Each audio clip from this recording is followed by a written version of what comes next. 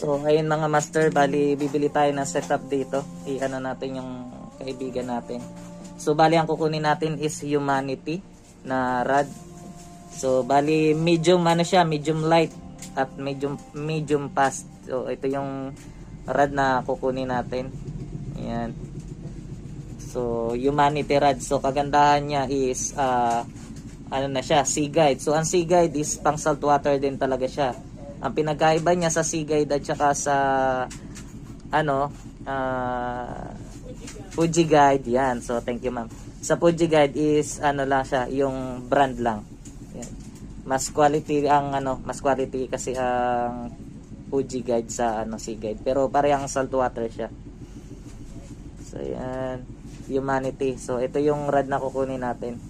Kagandahan nito, dalawa yung tip. So pag nabali yung isang tip, may